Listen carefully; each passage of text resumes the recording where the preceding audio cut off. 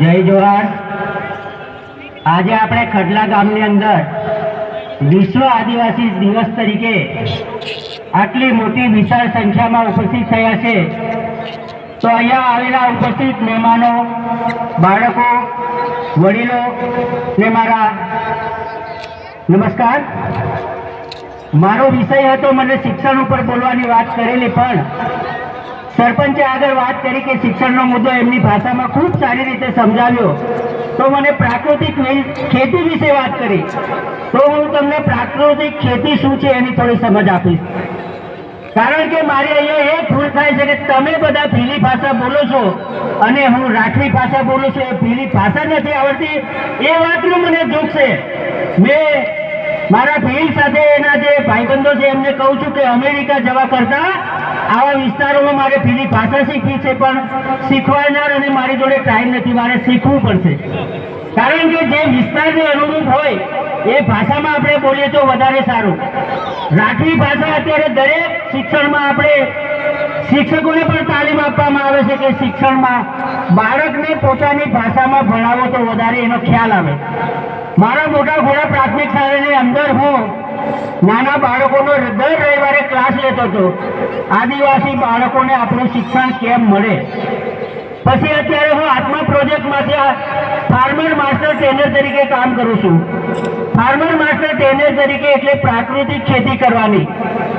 તો અત્યારે આ વિસ્તારમાં મને દેખાય રહ્યું કે તમારા જે બાપ દાદા અને આ બાળકો બેઠા છે એમાંના વડીલ, એમના ચહેરા પરથી લાગે છે કે પ્રાકૃતિક ખેતી શું છે।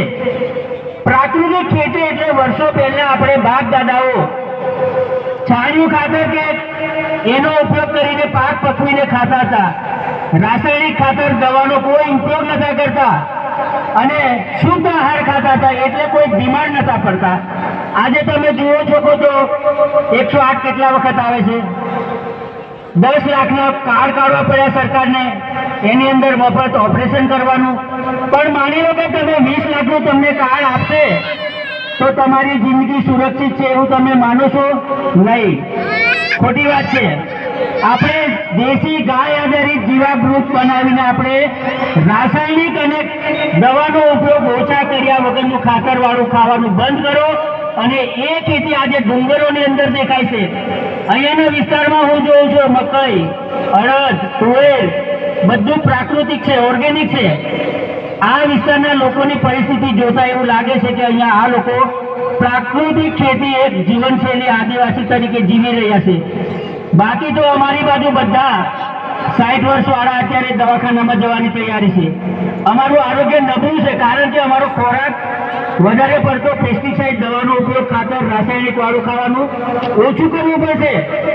દેશી ગાય આધારિત જીવામૃત બનાવીને આપણે ખાતરનો ઉપયોગ કર્યા વગરનું ખાવાનું અહીંયા ડુંગરોમાં મળે છે, અને એ વસ્તુ તમે સાચવી રહ્યા છો એ વાતનું મને આ સ્ટેજ પરથી કહેવાની ખુશી થાય છે। કારણ કે અત્યારે જે કંઈ પહેલાના લોકો દારૂ પીતા હતા, દેશી મવડાનું ચોખ્ખું પીતા હતા, હમણાં આપણે એમપી વાળાનું નકલી મરવાનું દારૂ પીએ છીએ। ગુજરાતની અંદર આપણે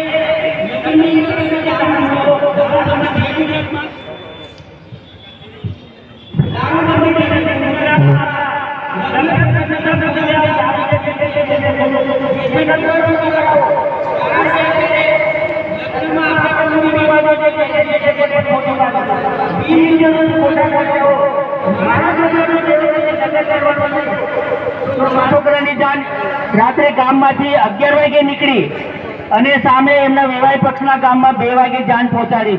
તમે દિવસે ડીજે લાવીને જાન કાઢો છો, પણ એ ખોટું છે। આપણે સુધર્યા તો એના નામે નથી સુધર્યા। બ્રાહ્મણ વિધિ કરીએ, સંત વિધિ કરીએ તો 12 વાગે આપણે જાન જાય। પહેલાના બાપ દાદાઓ સવારમાં 5 વાગે જાન કાઢતા હતા, ખબર છે? તમારા કદાચ હોય, તમારો મને ખ્યાલ નથી ભીલ સમાજનો, પણ અમારા આદિવાસી રાઠવા સમાજની અંદર થોડીક કુરિવાજો હતા।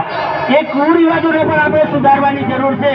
તો આટલી મોટી પ્રસંગની અંદર મારે આજે ફેમિલી સાથે આવવું પડ્યું, મારા બાળકોને પણ ખ્યાલ આવે, અને અમારું ટોટલી ફેમિલી અહીંયા આવ્યું છે। અને પ્રાકૃતિક ખેતીની તાલીમો હું કરું છું, તો એ વિશે મને બોલવાની તક આપી એ બદલ હું આયોજકોનો અહીંયા સ્ટેજ પરથી આભાર માનું છું. હજુ ઘણા વક્તાઓને આપણે સાંભળવાના છે એટલે મારી વાતનો વિરામ આપું છું. જય આદિવાસી, જય જોહાર, જય પ્રકૃતિ.